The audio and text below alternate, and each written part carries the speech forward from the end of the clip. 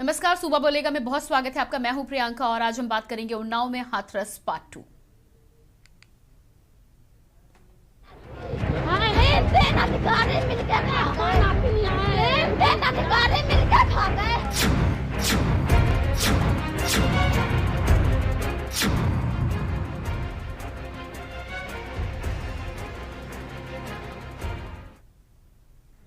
उन्नाव में एक बार फिर हाथरस पार्ट 2 देखने को मिला है, जिसने एक तरफ उत्तर प्रदेश में विधानसभा चुनाव के बीच दलित लड़की की लाश मिलने से सियासी तपिश बढ़ा दी है, वहीं दूसरी तरफ पुलिस के काम करने के तरीके पर भी सवाल उठा दिए। इससे पहले हम इस पर बातचीत करें, आपको दिखाते हैं एक रिपोर्ट।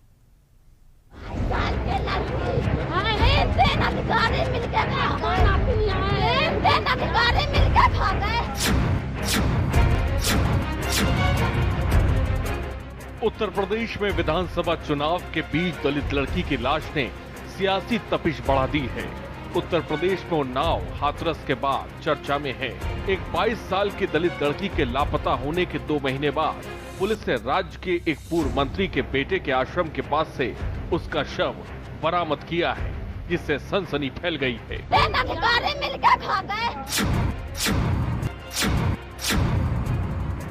दरअसल ये मामला 65 दिन से अधिक पुराना है। उन्नाव के सदर कोतवाली क्षेत्र के मोहल्ला निवासी 22 वर्षीय दलित युवती 8 दिसंबर को अचानक लापता हो गई। उनकी मां का आरोप था कि मंत्री के बेटे राजोल से उसका मिलना जुलना था और उसी ने उसका अपहरण किया था। जो है अखिलेश यादव के मिलने के लिए पहुंची थी, अखिलेश यादव से मुलाकात नहीं हुई, उसके बाद इन्होंने आत्मदाह का भी प्रयास किया। यहाँ पे हमारे साथ में रीता जी, क्या वजह है कि आपको आत्मदाह करने का प्रयास करना? मेरी लड़की को उठा लिया गया है, रजोल सिंह उर्फ वरुण कुमार सिंह उठा लिया। आज 50 दिन हो गए, कोई सुनवाई नहीं हो रही है। मैं इधर उधर मारी मारी घूम रही हूँ। पूरा उन्नाव सीओ एसपी कप्तान कोई बाकी नहीं रह गया जिसके पास मैं गुहार न लगाई हूँ कि मेरी लड़की दिला दो। और रजोल सिंह कहते हैं आज दे देंगे, कल दे देंगे। हम जान रहे हैं कि इन्हीं के पास है, प्रशासन भी जान रही है इन्हीं के पास है, फिर भी उससे कबूलवाया नहीं जा रहा है। ऐसे पूछताछ की जाती है कि पूजा को लाए कि नहीं लाए, उस लड़की को लाए कि नहीं लाए, तो वो कहता है सर हमें टाइम दे दो। 1 हफ्ते का टाइम दिया, फिर 2 हफ्ते का टाइम दिया, कल बुलाया गया, फिर उसको तिबारा भी टाइम दे दिया गया है। जब उसके पास नहीं है तो ये टाइम किस चीज़ का मांग रहा है? उसी के पास है, यही कहता है आज दे देंगे, कल दे देंगे। युवती की मां की शिकायत पर कोतवाली पुलिस ने गुमशुदगी दर्ज कर तलाश की। इसके ठीक 1 महीने बाद 10 जनवरी को पुलिस ने राजौल सिंह के विरुद्ध युवती के अपहरण और SC/ST एक्ट में मुकदमा दर्ज किया था। इसके बाद भी कोई कार्रवाई न होने से परेशान मां ने 24 जनवरी को लखनऊ पहुंची और पूर्व सीएम अखिलेश यादव के काफिले के सामने आत्मदाह का प्रयास किया। वहीं दूसरी तरफ मां का कहना है कि मेरी बेटी को राजौल सिंह ने उसके आश्रम में मार डाला और वहीं उसको दफना दिया। क्या कुछ कहना है, आपको सुनिए। क्या हुआ है? हमारी बिटिया को रजोल सिंह ने आश्रम में मार के गाड़ दिया। नहीं, आप लोग आश्रम पहले आई थी? हम पहले प्रेम नारायण दीक्षित को लेके आए थे। पूरा आश्रम खोल के दिखा दिया। ये कोठी जो 3 मंजिल की नहीं दिखाई। कहने लगे इससे कोई मतलब नहीं है, ये इस पे चल रहा मुकदमा और इसी में मेरी लड़की बंद थी। हमने दरोगा जी को फोन किया, प्रेम नारायण दीक्षित को फोन नहीं उठाया, स्विच ऑफ कर लिया फोन। अगर ये आ जाते मेरे साथ में तो मेरी लड़की जिंदा मिल जाती। तो सुना आपने एक परिवार का दर्द, लेकिन कहानी यहाँ खत्म नहीं होती। एक तरफ सियासी शोर है, वहीं दूसरी तरफ उन्नाव की पुलिस के काम करने का तरीका भी सवालों के घेरे में। क्या कुछ कहना है पुलिस के आला अधिकारियों का, आप जरा तो सुनिए। 8 दिसंबर से एक युवती की गुमशुदगी दर्ज की गई थी और ये उसी की डेड बॉडी आज यहाँ पे बरामद हुई है। इसमें बाद में FIR दर्ज में तरमीम कर दिया गया था और इसकी CO सिटी द्वारा विवेचना की जा रही थी। इसमें जिसके ऊपर संदेही आरोपी था उसको हमने गिरफ्तार किया था। उसके बाद में भी कुछ और सूत्रों के अनुसार हम लोग अपनी जानकारी कर रहे थे। आज उन्हीं के कंक्लूजन के आधार पर आज यहाँ पे डेड बॉडी बरामद की गई है और इसमें हम आगे की पोस्टमार्टम रिपोर्ट के बाद अग्रिम वैधानिक कार्रवाई करेंगे और जो लोग भी इसमें शामिल रहे इस घटना में उसको हम निश्चित तौर पर सजा देंगे। सूत्रों के मुताबिक रिपोर्ट में लड़की के सिर में चोट और गर्दन की हड्डी भी टूटी। वहीं जांच में कथित ढिलाई के लिए इलाके के थाना प्रभारी को निलंबित कर दिया गया है। लेकिन इन सब के बीच बड़ा सवाल ये है कि उत्तर प्रदेश की पुलिस अगर सही तरीके से काम करती तो शायद एक मां की लड़की जिंदा होती।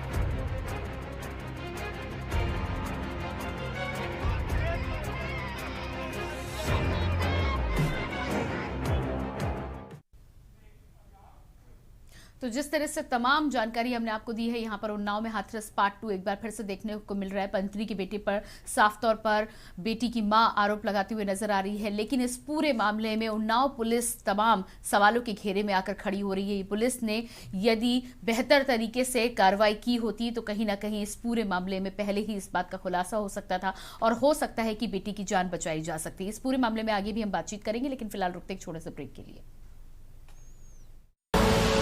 आप देख रहे हैं के न्यूज, खबरों का सारथी।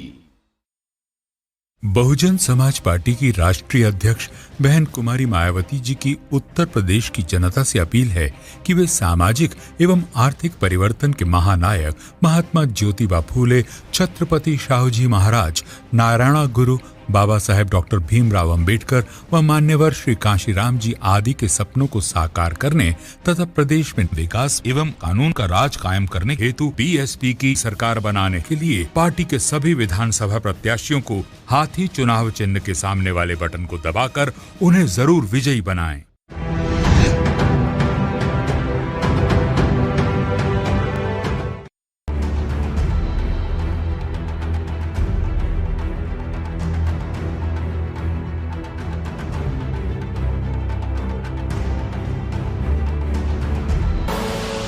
आप देख रहे हैं के न्यूज, खबरों का सारथी।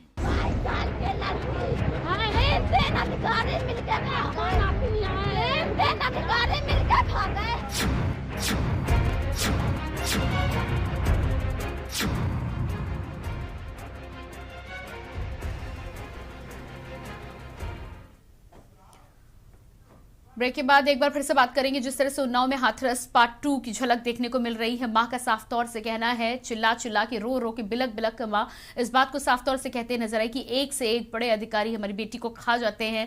साफ तौर पर मां का कहना है कि जब वो जानकारी लेने के लिए पहुंची थी तो कहीं ना कहीं बेटी उस जगह पर थी। यदि पुलिस ने यहां पर साथ दिया होता तो बेटी को बरामद किया जा सकता। इसी बीच उन्नाव से बड़ी खबर आ रही है इसी मामले को लेकर। उन्नाव से बड़ी खबर, अंतिम संस्कार को लेकर परिजन हुए राजी। उन्नाव से बड़ी खबर, 2 महीने बाद मिला बेटी का शव।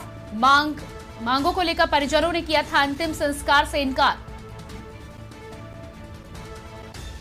सिटी मजिस्ट्रेट, एसीपी और 5 थानों की पुलिस मौके पर मौजूद। दोषी पुलिसकर्मियों पर भी कार्रवाई की कही बात।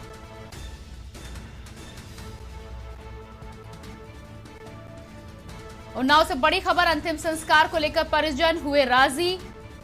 2 माह के बाद बेटी के शव को किया गया है बरामद। मांगों को लेकर परिजनों ने किया था अंतिम संस्कार से इनकार। और इसी खबर पर हमारे साथ उन्नाव से विशेष संवाददाता अरुण अवस्थी लाइव जुड़ चुके हैं। जी अरुण, इस पूरे मामले में जिस तरह से 2 माह के बाद में बेटी का शव बरामद किया गया, पहले परिजन राजी नहीं थे, अब इस बात को लेकर अंतिम संस्कार को लेकर राजी हुए हैं, क्या पूरी जानकारी है, किस तरह से मनाया गया? बिल्कुल, जिस तरीके से 2 माह से पूरा मामला चल रहा था, 2 माह पहले 8 दिसंबर को ये लड़की गायब हुई थी, तभी लड़की की मां के द्वारा एक शिकायती पत्र दिया गया था और लगातार पुलिस के सामने उसकी चौखट पे जा करके मांग की जा रही थी कि लड़की को बचा लो, उसके साथ अनहोनी हो सकती है। लेकिन पुलिस की सक्रियता इस पूरे मामले को लेकर के नहीं दिखाई दी और उसका परिणाम ये हुआ कि लड़की की हत्या कर दी गई। और हत्या उसी हत्यारे जिस पर लड़की की मां का आरोप था, उसके आश्रम के पीछे एक खाली स्थान से बरामद होता है। इस पूरे मामले में प्रथम दृष्टया दोषी चौकी इंचार्ज के विषय में कहा जा रहा है कि चौकी इंचार्ज जब उस आश्रम में पहुंचे थे, लड़की की मां को लेकर के पहुंचे थे, तो उस समय लड़की की मां का जो कहना है कि उस आश्रम में वो लड़की मेरी मौजूद थी और जिस स्थान की ओर उसकी मां कह रही रही थी कि ऊपर के हिस्से में लड़की है, उस स्थान पर चौकी इंचार्ज उसको लेकर नहीं गए और वहां से उसको लौटा लाए। इस पूरे मामले में अगर पुलिस की सक्रियता दिखाई देती तो निश्चित रूप से उस लड़की को बचाया जा सकता था। हाँ, ये बात सही है कि उस आरोपी युवक का लड़की के घर आना जाना था, लड़की से उसके कहीं ना कहीं संबंध थे, लेकिन इस पूरे मामले पे ये भी बात सच है कि पुलिस की सक्रियता कतई दिखाई नहीं दी। और यही आज जब पोस्टमार्टम के बाद शव परिजनों को सुपुर्द किया गया, उसके बाद परिजन लेकर के जजमऊ घाट पहुंचते हैं और वहां जाने के बाद में एक मांग पत्र दे देते हैं कि पहले 25 लाख रुपए सरकारी नौकरी का वादा मिले, पक्के घर का वादा मिले, उसके बाद अंतिम संस्कार किया जाएगा। इस पूरे मामले को लेकर के एसीपी सिटी मजिस्ट्रेट जो मौके पर थी उनके द्वारा मनाने का प्रयास किया गया, सीओ के द्वारा मनाने का प्रयास किया गया, और जब परिजन नहीं माने उसके बाद जिला अधिकारी और पुलिस अधीक्षक पहुंचते हैं, उनके द्वारा आश्वासन दिया जाता है कि निश्चित रूप से फास्ट ट्रैक कोर्ट में पूरा मामला चलाया जाएगा और जल्द से जल्द सजा दिलाई जाएगी आरोपी को। इसके बाद परिजन माने और अब अंतिम संस्कार की प्रक्रिया पूरी की जा रही, कुछ ही देर में युवती का अंतिम संस्कार कर दिया जाएगा। जी बिल्कुल, इस पूरे मामले में जिस तरह से अब कहीं ना कहीं नौकरी के बाद परिजन राजी जरूर हुए, लेकिन पुलिस की सक्रियता की भी आप बात करें, घटना स्थल पर भी आप पहुंचे थे, बेटी के शव को 2 माह बाद बरामद किया गया, किसकी शिनाख्त पर वहां की जानकारी हुई थी और कैसे बेटी के शव को बरामद किया गया है? अगर बात करें तो 4 फरवरी को आरोपी को जेल से रिमांड पर बाहर लाया गया था, उससे पूछताछ की गई थी और तभी कुछ न कुछ क्लू पुलिस के हाथ लगे थे। उसके बाद उसको जेल दाखिल करने के बाद में उसके एक सहयोगी को पुलिस उठाती है और उठाने के बाद उससे कड़ाई से पूछताछ करती है और उसी की निशानदेही पर जो आश्रम है, जो हरदोई रोड पे आश्रम बना हुआ है, उस आश्रम के पिछले हिस्से में एक खाली खेत होता है, वहां खुदाई करने के बाद में उसकी बरामदगी होती है, उसके शव की बरामदगी होती है। जी बिल्कुल। अरुण, इस पूरे मामले में अब इंस्पेक्टर को भी सस्पेंड किया गया है, इसको लेकर क्या कुछ जानकारी है आपके पास? बिल्कुल, इस मामले में इंस्पेक्टर को प्रथम दृष्टया दोषी माना गया है और उसको निलंबित कर दिया गया है, लेकिन अगर देखा जाए तो कहीं ना कहीं इसमें उच्चाधिकारी भी उतने ही दोषी हैं, क्योंकि जो युवती की मां है वो हर बड़े अधिकारी के पास पहुंची थी और वहां जाके उसने अपनी बात कही थी, लेकिन पुलिस की सक्रियता 24 जनवरी जब महिला लखनऊ पहुंचती है और सपा सुप्रीमो के सामने हाथ मिलाने का प्रयास करती है, उसके बाद पुलिस की सक्रियता पूरे मामले में सामने आती है और आरोपी को गिरफ्तार किया जाता है। गिरफ्तार करने के बाद में उससे पूछताछ की जाती है और उसको जेल दाखिला कर दिया जाता है। जी बिल्कुल अरुण, आप बने रहिएगा हमारे साथ। जी आप बने रहिएगा हमारे साथ। तो लगातार इस पूरे मामले में जिस तरह से ताजा अपडेट सामने आई है, परिजन अब अंतिम संस्कार के लिए माने हैं, इंस्पेक्टर को भी यहां पर सस्पेंड कर दिया गया है। पर 2 माह की ये बात है, 2 माह से परिवार लगातार अपनी बेटी को खोजने का प्रयास कर रहा था। पुलिस के द्वारा यहां पर सक्रियता की बेहद कमी देखी गई है, संवेदनशीलता भी नहीं दिखाई गई। पूरे तौर पर मां का साफ तौर पर कहना है कि घटना स्थल पर भी मां पुलिस के साथ पहुंची थी, उसका बार बार कहना था कि तमाम जगह को ठीक तरह से देखा जाए, लेकिन पुलिस की वहां पर लापरवाही की बदौलत बेटी को वहां पर ढूंढने की कोशिश नहीं की गई। और इसी बीच हमारे साथ तमाम लोग जुड़ चुके हैं, उनसे हम बातचीत करेंगे। सूर्य कुमार शुक्ला पूर्व आईपीएस हमारे साथ है, बहुत स्वागत है आपका। हमारे साथ संवाददाता अरुण अवस्थी लगातार बने हुए हैं, उन्नाव से विशेष संवाददाता है नईस हसन, सामाजिक कार्यकर्ता भी हमारे साथ जुड़ चुके हैं। सूर्य कुमार जी, सबसे पहले आपसे यहाँ पर मैं जानना चाहूंगी, जिस तरह से यहाँ पर पुलिस के द्वारा सवालों के घेरे में उनकी सक्रियता को देखा जा रहा है, अब इंस्पेक्टर को सस्पेंड जरूर किया गया है, लेकिन आप क्या कहना चाहते हैं यहाँ पर? यदि पुलिस ने ठीक प्रकार से कार्रवाई की गई होती तो बेटी की जान बचाई जा सकती थी। बिल्कुल, मैं आपसे पूरी तरह सहमत हूं। ये बड़े खेद का विषय है कि अक्सर करके इस तरह के मामले, जो गुमशुदगी के मामले होते हैं, कोई लड़की गायब हो जाती है या कोई बच्चा गायब हो जाता है, तो उसमें प्रायः पुलिस ये कह करके मामले को केवल नोट कर लेती है अपनी डायरी में, जनरल डायरी में लिख कर कह देती हो सकता है कहीं चला गया हो, और उसको तलाश करने की उतनी कोशिश नहीं होती। और ये कहीं ना कहीं कोई जो हमारा सिस्टम है, जिसमें अगर किसी को न्याय ना मिले तो उसके पास एक ही रास्ता रहता है कि वो ऊपर के अधिकारियों, यानी थाने के ऊपर सर्किल ऑफिसर होते हैं या एडिशनल एसपी या एसपी होते हैं, डीआईजी आईजी होते हैं, कि उनके पास जाने के अलावा कोई रास्ता नहीं रहता। जी बिल्कुल। और इसमें ऊपर के अधिकारियों की प्रायः स्थिति ये देखी गई है कि उनके पास लोग जाते हैं तो लिख करके वहीं थाने में या सीओ के पास भेज देते हैं कि मामले की जांच करो। जी सूर्य कुमार जी, यहाँ पर जिस तरह से आप कह रहे हैं कि मामले को उतनी संजीदगी से नहीं देखा जाता है, और इस तरह के मामलों में जब जो दूसरा पक्ष होता है वो थोड़ा दबंग हो, मंत्री का बेटा जैसे यहाँ पर है, इस तरह का कोई व्यक्ति होता है, तो क्या और ज्यादा ढिलाई बरती जाती है विभाग के द्वारा?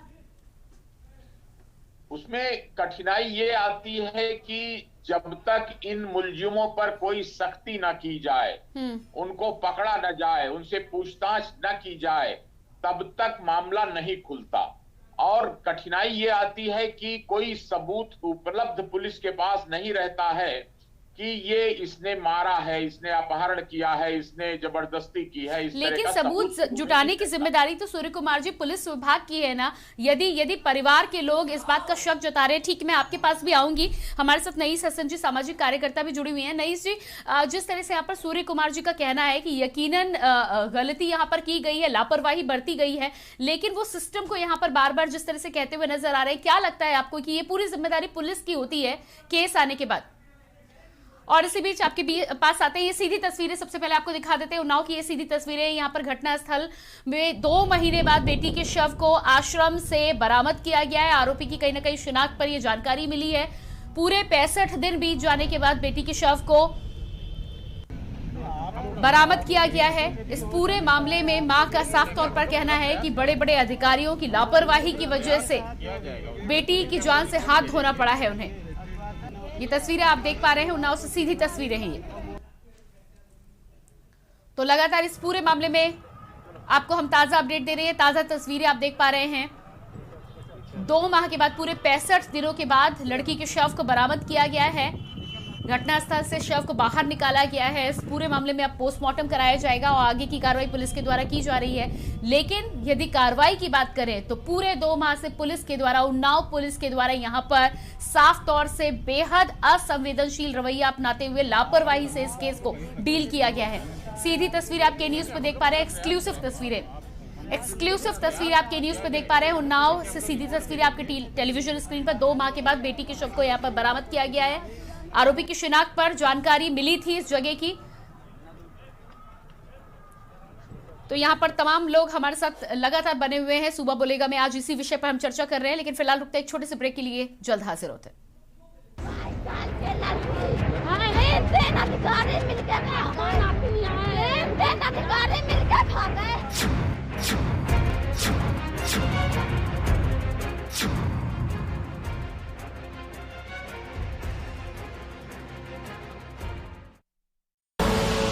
आप देख रहे हैं के न्यूज, खबरों का सारथी। बहुजन समाज पार्टी की राष्ट्रीय अध्यक्ष बहन कुमारी मायावती जी की उत्तर प्रदेश की जनता से अपील है कि वे सामाजिक एवं आर्थिक परिवर्तन के महानायक महात्मा ज्योतिबा फूले, छत्रपति शाहूजी महाराज, नारायण गुरु बाबा साहेब डॉक्टर भीमराव अंबेडकर व मान्यवर श्री कांशीराम जी आदि के सपनों को साकार करने तथा प्रदेश में विकास एवं कानून का राज कायम करने हेतु बीएसपी की सरकार बनाने के लिए पार्टी के सभी विधानसभा प्रत्याशियों को हाथी चुनाव चिन्ह के सामने वाले बटन को दबाकर उन्हें जरूर विजयी बनाएं। जुबान के लिए उड़ चला गैरों की ज़मीं पर, खुशबू अपने पन की ढूंढता। दूर कितना भी जा, इस जुबान से दूर ना जा पाओगे। विमल, बोलो जुबान केसरी।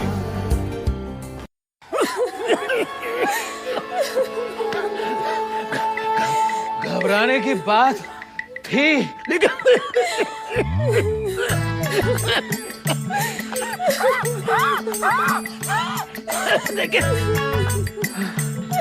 अब नहीं है। बाबूजी हमारे ठीक हो जाएंगे। क्यों बाबूजी? इससे अच्छा तो आउट हो जाए। जी हाँ, प्रेडिक्ट करें क्रिकेट रिजल्ट्स और जीते लाखों सिर्फ Sky 247 पर। कहीं भी कभी भी 24/7 entertainment only on Sky 247। Download the Sky 247 app today. This game involves an element of financial risk and may be addictive. Please play responsibly at your own risk.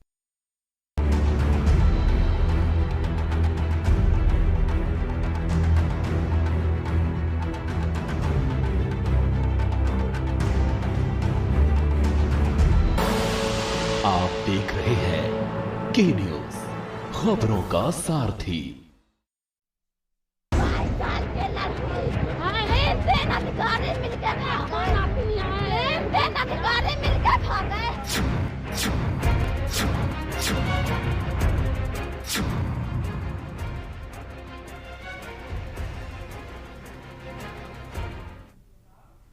Break के बाद एक बार फिर से बात करेंगे उन्नाव में हाथरस पार्ट 2 की तमाम लोग हमारे साथ बने हुए हैं। सीधे रुक कर लेते हैं।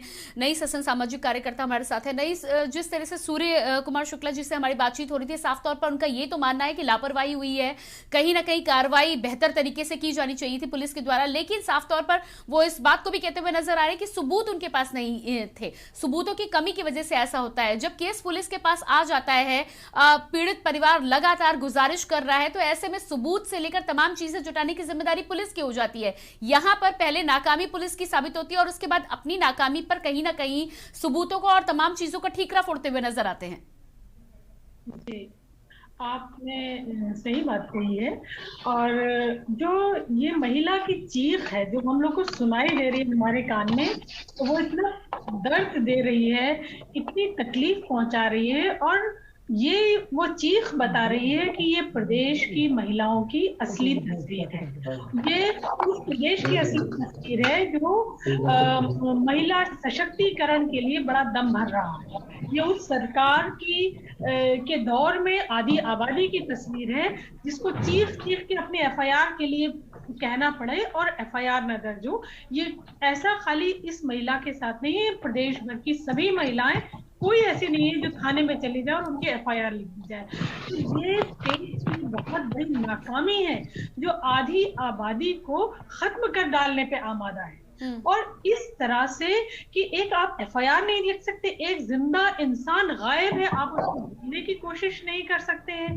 तो आप जो अखबारों में बड़ा बड़ा प्रचारित करते हैं कि फलाने के दौर में तो महिलाओं का ये हाल था, हमारे यहाँ सब खुशहाल है, ये कितना बड़ा झूठ है, कितना बड़ा झूठ है जो आप बोलते हैं। सवाल तो इसी सरकार से नहीं ना, किसी और से नहीं होगा। और जो सरकार करती है, स्टेट की पुलिस वही करती है, उनके इशारे पे नाचती है, और उनको इस बात की फुर्सत ही नहीं है कि वो औरत के किसी क्राइम अगेंस्ट विमेन पे वो सोचे भी। जी बिल्कुल। गुलामी करना है ना, किसी की ड्यूटी पे लगना है, किसी नेता के पीछे घूमना है, पुलिस की तो ड्यूटी कुछ है ही नहीं। तो ये जो हम आधी आबादी है, कहीं ऐसा ना हो कि आने वाले वक्त में औरतें सड़कों पे नहीं खूंटियों पे टंगी नजर आएं। और इस तरह के केसेस की वजह से उत्तर प्रदेश में जो पुलिस की मौजूदा हालात है, कहीं ना कहीं रक्षक को भक्षक का यदि नाम दिया जाता है तो वो गलत भी नहीं होता, क्योंकि सामने जब इस तरह के केसेस सामने आते हैं, इस तरह की चीख पुकार सामने सुनाई देती है, तो जनता आखिर क्या करेगी। अरुण अवस्थी लगातार हमारे साथ बने हुए हैं। जी अरुण, जिस तरह से आपने दोनों ही लोगों की यहाँ पर बातचीत की है, सूर्य कुमार शुक्ला जी का कहना था कि सबूतों की कमी थी। क्या लगता है आपको कि सबूतों की कमी थी तो पुलिस को किस तरह की कार्रवाई करनी चाहिए थी कि सबूत जुट पाते? और दूसरी बात, लड़की को बचाने में साफ तौर पर मां का जो कहना है कि पुलिस ने उसका साथ नहीं दिया, वहां पर कहां तक गलती आप मानते हैं? सस्पेंड हालांकि आप किया गया है। बिल्कुल ऐसा संभव है कि सबूतों की कमी होती हो, लेकिन इस मामले में सबूतों की कमी नहीं थी, क्योंकि उस आरोपी का युवती के घर आना जाना था, उसकी मां जानती थी, और जानने के बाद में पहले ही दिन उसने नामजद एफआईआर कराने का प्रयास किया था और एफआईआर हुई भी थी। उसने कहा था कि हमारे घर इसका आना जाना है और मेरी बेटी को गायब करने में इन्हीं का हाथ है, और उसके पास कुछ रिकॉर्डिंग भी थी जिसमें ये युवक कहता था कि हम कल वापस कर देंगे, उसके बाद वापस कर देंगे, इस तरीके के बात उसने कई बार कही। तो इस मामले में अगर कहा जाए तो कहीं से भी सबूतों की कमी नहीं थी, सबूत सारे साथ में थे। एक बार तो तब जब चौकी इंचार्ज युवती की मां के साथ उस दिव्यानंद आश्रम में पहुंचे थे, तब युवती की मां ने कहा था कि ऊपर वाले पोर्शन पे मेरी लड़की है, और वहां जाने के बाद में ऊपर वाले पोर्शन पे उसको लेके नहीं जाया गया और उसको लौटा लाया जाता है। तो इस मामले में ये नहीं कहा जा सकता है कि सबूतों की कमी थी। जी बिल्कुल, इसको साफ तौर पर लापरवाही माना जाएगा। ठीक है, हम आपके पास भी आएंगे। हमारे साथ बरेली से मुस्तफा एक कॉलर जुड़ चुके हैं, जान लेते क्या कहना चाहते हैं। जी मुस्तफा, बहुत स्वागत है, क्या कहना चाहते हैं आप? मैं कहना चाहता हूँ कि ये जो सरकार कहती है कि हम माँ बेटियां सुरक्षित है, ये प्रशासन की कमी है, तो बेटी मिल सकती थी, लेकिन अगर प्रशासन सही से काम करता। ठीक है, बहुत बहुत धन्यवाद हमें कॉल करने के लिए। सूर्य कुमार जी, बहुत कम समय है मेरे पास, मैं आपसे यहाँ पर पूछना चाहूंगी, सबूतों की कमी की जो आप बात कह रहे थे वो नहीं थी यहाँ पर, क्या कहना चाहेंगे आप? हाँ बिल्कुल, आप सही कह रहे हैं। अगर सबूतों की ये कमी नहीं थी, नामजद FIR लिखाने के लिए तैयार थी वो माँ उस लड़की की जी, तो का दूसरा कारण फिर एक ही रहा करता है, वो है भ्रष्टाचार। कि जो पैसे वाले लोग, मजबूत लोग होते हैं, वो कहीं ना कहीं जो संबंधित जांच का अधिकारी होता है उसको अपने प्रभाव से और पैसे के बल से प्रभावित कर देते हैं। और ये बड़ी विडंबना है, उसके कारण समय से न्याय नहीं मिल पाता। एक मैडम अभी कह रही थी कि पुलिस लापरवाही करती है। मैं तो बहुत दिनों से पुलिस के सुधारों का पक्षधर हूँ कि पुलिस पर एक राजनैतिक पार्टी का जब भी नियंत्रण होता है, जो सत्ता में होती है, तो कभी भी बहुत ज्यादा न्याय नहीं हो पाता। तमाम मामलों में दबाव प्रभाव पड़ जाता है। यद्यपि इस मामले में ऐसी शिकायत अभी तक नहीं आई कि कोई सत्ताधारी व्यक्ति ने दबाव डाला, लेकिन ये जरूर है कि वो प्रभावशाली, लेकिन स्थानीय प्रभाव तो हो सकता है ना सूर्य कुमार शुक्ला जी? स्थानीय प्रभाव के लिए आप क्या कहना चाहेंगे? बिल्कुल, स्थानीय प्रभाव रहता है और इसके लिए पुलिस को दृढ़ता से काम करना चाहिए था। और जो चौकी इंचार्ज ने इस तरह की लापरवाही की, उन पर भी पूरी दंडात्मक कार्रवाई होनी चाहिए। और आगे के लिए पुलिस सुधार करके इस तरह की व्यवस्था की जानी चाहिए कि पुलिस किसी लोकल दबाव के बजाय किसी इंडिपेंडेंट या तो आयोग के अंडर में काम करे, या पुलिस की जांच पड़ताल उस न्यायपालिका के अधीनस्थ रहे। अभी ठीक है सूर्य कुमार शुक्ला जी, ठीक है, आपके पास मैं आऊंगी। सवाल और भी है, लेकिन फिलहाल रुकते एक छोटे से ब्रेक के लिए। तो सूबा बोलेगा में लगातार आज उन्नाव में हाथरस पार्ट 2 को लेकर चर्चा करें। तमाम लोग हमारे साथ बने हुए, आगे भी चर्चा को बढ़ाएंगे, लेकिन फिलहाल रुकते एक छोटे से ब्रेक के लिए। देखते रहिए के न्यूज।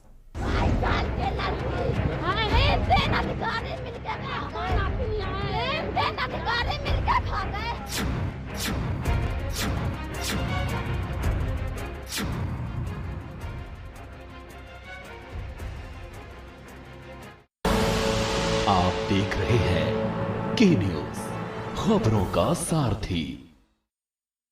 बहुजन समाज पार्टी की राष्ट्रीय अध्यक्ष बहन कुमारी मायावती जी की उत्तर प्रदेश की जनता से अपील है कि वे सामाजिक एवं आर्थिक परिवर्तन के महानायक महात्मा ज्योतिबा फूले, छत्रपति शाहूजी महाराज, नारायण गुरु बाबा साहेब डॉक्टर भीमराव अंबेडकर व मान्यवर श्री कांशीराम जी आदि के सपनों को साकार करने तथा प्रदेश में विकास एवं कानून का राज कायम करने हेतु बीएसपी की सरकार बनाने के लिए पार्टी के सभी विधानसभा प्रत्याशियों को हाथी चुनाव चिन्ह के सामने वाले बटन को दबाकर उन्हें जरूर विजयी बनाएं। खुदी को आजमाया है तो ये अंदाज आया है, खुदी को आजमाया है तो ये अंदाज आया है। तुम में भी मैं हूं, शुद्ध प्लस पान मसाला। आप देख रहे हैं के न्यूज, खबरों का सारथी।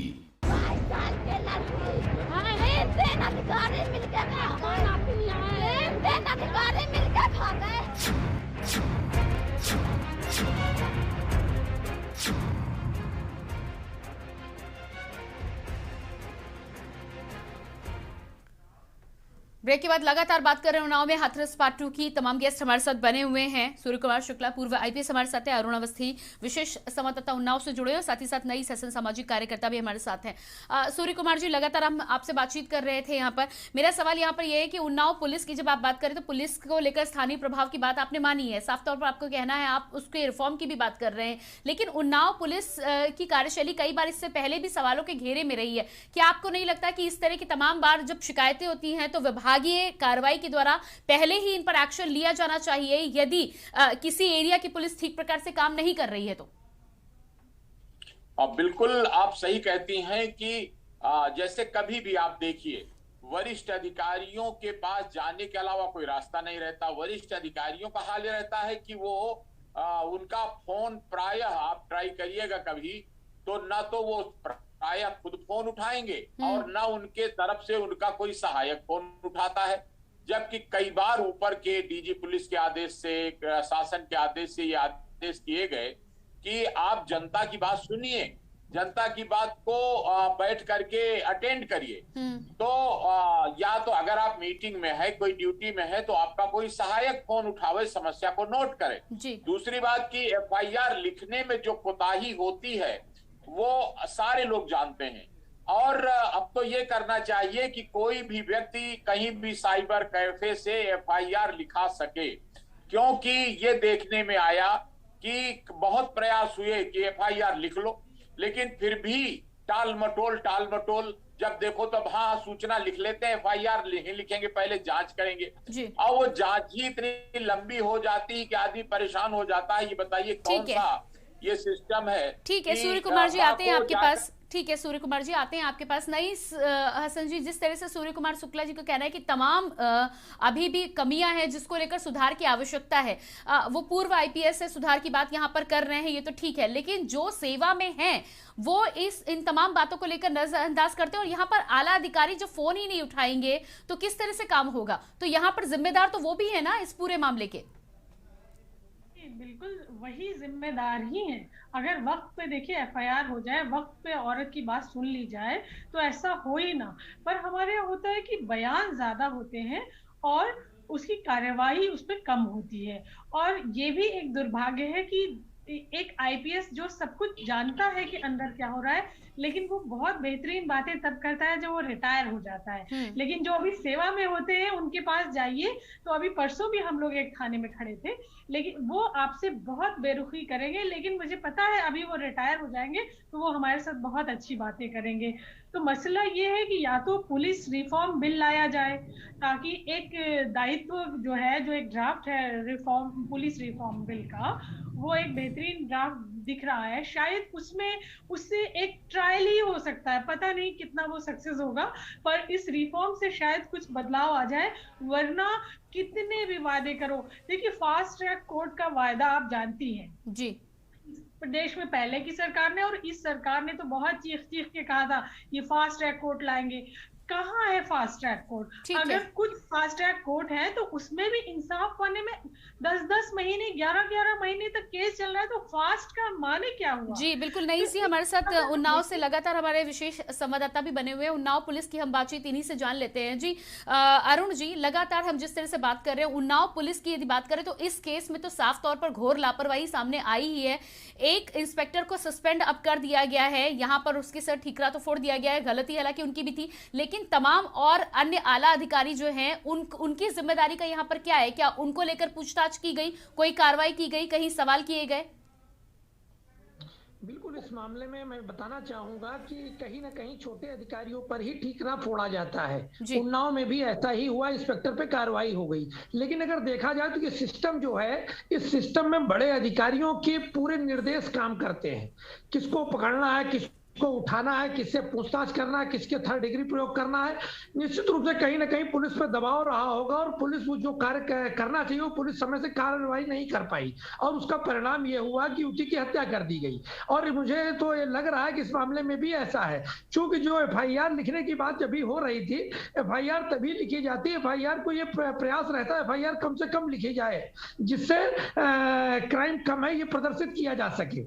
इस मामले में भी FIR न लिखने के पीछे हो सकता है ये स्थिति रही हो, कार्रवाई न करने के पीछे ये स्थिति रही हो। मुझे तो ये निश्चित रूप से कहने में कोई गुरेज नहीं है कि पुलिस की सक्रियता अगर होती तो युवती को बचाया जा सकता था, माँ की बात सुनी जाती, युवती को बचाया जा सकता था, लेकिन ना तो स्थानीय थाने में उसकी सुनवाई हुई, ना उच्चाधिकारियों के दरबार में उसकी सुनवाई हुई।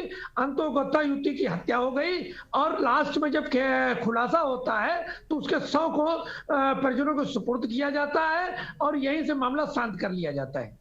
जी बिल्कुल, आप सभी बने रहिएगा हमारे साथ। एक छोटे से ब्रेक के लिए यहाँ पर रुक रहे हैं, तो उन्नाव में हाथरस पार्ट 2 को लेकर हम चर्चा कर रहे हैं। फिलहाल रुकते एक छोटे से ब्रेक के लिए, जल्द हाजिर होते हैं।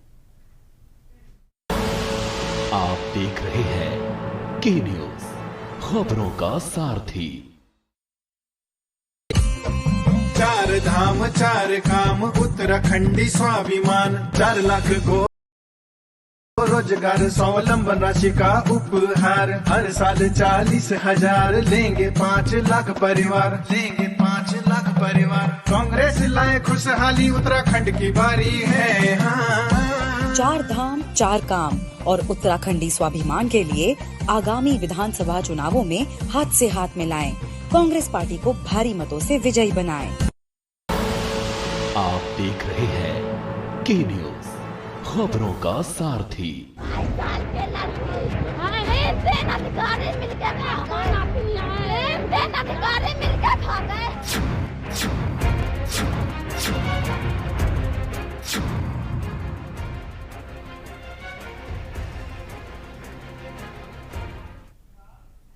तो ब्रेक के बाद एक बार फिर से लगातार आगे बढ़ेंगे। उन्नाव में हाथरस पार्ट 2 की हम बात कर रहे हैं। जिस तरह से 2 माह के बाद लड़की के शव को अब बरामद किया गया है, पूरे 65 दिन के बाद कहीं ना कहीं शव की बरामदगी की गई है। इस पूरे मामले में उन्नाव पुलिस की लापरवाही साफ तौर पर जग जाहिर हो रही है। यदि लड़की की मां की बात ठीक तरह से पहले सुनी गई होती, FIR दर्ज की गई होती, तो इस पूरे मामले में कार्रवाई समय पर की जा सकती थी और लड़की को बचाया जा सकता है। लेकिन इस पूरे मामले में जिस तरह से उन्नाव पुलिस की लापरवाही के बाद इंस्पेक्टर को तो सस्पेंड कर दिया गया, लेकिन तमाम आला अधिकारियों की जो जिम्मेदारी है वो अभी भी अपनी जिम्मेदारी से मुंह मोड़कर बैठे हुए हैं। लगातार हमारे साथ संवाददाता, विशेष संवाददाता अरुण अवस्थी बने हुए हैं। जी अरुण, इस पूरे मामले में FIR को लेकर जिस तरह से लापरवाही देखी जा रही है, क्या लगता है आपको कि FIR दर्ज कराने के लिए और क्या कुछ किया जाना चाहिए? जिस तरह से IPS अधिकारी जो हमारे साथ पूर्व जुड़े हुए थे, उनका भी कहना था कि साफ तौर पर लापरवाही की जाती है, FIR जल्दी दर्ज नहीं की जाती है। इस तरह के मामलों में क्या किया जा सकता है कि FIR तो दर्ज हो, क्योंकि जब तक FIR नहीं दर्ज होगी कार्रवाई आगे नहीं बढ़ाई जा सकती। निश्चित रूप से पुलिस जब तक स्वतंत्र काम नहीं करेगी, उस पर दबाव नाम की बात नहीं समाप्त होगी, तब तक ये समस्याएं आती रहेंगी। आज इस मामले में भी अगर देखें तो FIR निश्चित रूप से लिखी गई थी, सूचना लिखी गई थी, लेकिन कार्रवाई से पीछे हटती रही पुलिस। इसके पीछे कहीं ना कहीं दबाव माना जा सकता है, दबाव की बात आ भी रही है। चूंकि अगर पुलिस चाह लेती तो 9 दिसंबर के बाद में कभी भी उसको उठा सकती थी, आरोपी को, और आरोपी को उठा के उससे कड़ाई से पूछताछ करती तो हो सकता है मामला बहुत पहले खुल जाता। लेकिन पुलिस इंतजार करती रही। अंतों को तो लगभग 45 दिन बाद उसकी हत्या होने के बाद में शव कब्र से निकाला जाता है और परिजनों तक पहुंचा दिया जाता है। मामले के खुलासा करके इत्सरी कर ली जाती है। लेकिन निश्चित रूप से कहीं ना कहीं जिस परिवार की बेटी को, जिस परिवार ने बेटी को खोया है, उससे पूछा जाए तो वो सिस्टम को बहुत गलत मानेगी। और निश्चित रूप से सिस्टम गलत भी है, क्योंकि जिस सिस्टम पे पुलिस काम कर रही है उस सिस्टम को पर सवालिया निशान लग चुके हैं। और ये कहा जा रहा है कि पुलिस अगर समय से काम करती तो उस लड़की को बचाया जा सकता था। तो पुलिस को स्वतंत्र होना चाहिए, पुलिस पर किसी तरीके का दबाव नहीं होना चाहिए। FIR सबसे पहली प्रक्रिया ये होनी चाहिए कि परिजनों के द्वारा जिस भी तरीके की प्रार्थना पत्र प्रस्तुत किया जाए उसको एज इट इज दर्ज किया जाए और उसके बाद जांच की प्रक्रिया की जाए। जांच के नाम पर पहले उसको लटकाया ना जाए, क्योंकि लटकाने पे ही सारी देरी होती है। जब लटकाया जाता तभी देरी होती, तभी इस तरीके की घटनाएं होती है। तो लटकाया ना जाए और कार्रवाई के नाम पर सबसे पहले उसकी प्राथमिकी दर्ज हो, प्राथमिकी दर्ज होने के बाद में जांच की बात की जाए। जी बिल्कुल अरुण, इस तमाम जानकारी के लिए बहुत बहुत शुक्रिया आपका। हमारे साथ सूर्य कुमार शुक्ला जी भी जुड़े हुए थे, पूर्व IPS, उनका भी बहुत बहुत धन्यवाद। और नई हसन सामाजिक कार्यकर्ता जुड़ी थी, उनका भी बहुत बहुत धन्यवाद। तो सूबा बोलेगा में आज हम चर्चा कर रहे थे उन्नाव में जिस तरह से हाथरस पार्ट 2 की तरह की घटना सामने आई है। लड़की के शव को अब बरामद कर लिया गया है, लेकिन उन्नाव पुलिस की जो लापरवाही है वो साफ तौर पर जग जाहिर हुई है।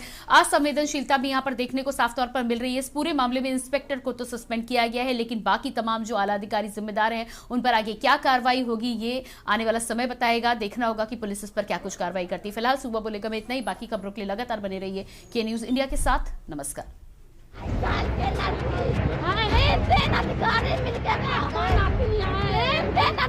मिलकर खा गए।